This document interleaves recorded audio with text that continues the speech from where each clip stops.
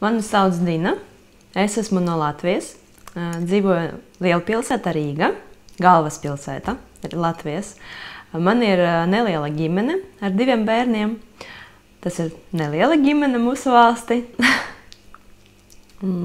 Kad mūsu valsts iestājas Eiropas Savienībā, tieši mums piedzima meitiņa. Viņa auga jau Eiropas Savienība. Pēc tā, ka mēs iestājāmies Eiropas Savienībā, mums daudz kas ir mainījies mūsu valstī, un es domāju, ka katram cilvēkam viņa dzīve ir mainījies un uz labāko pusi.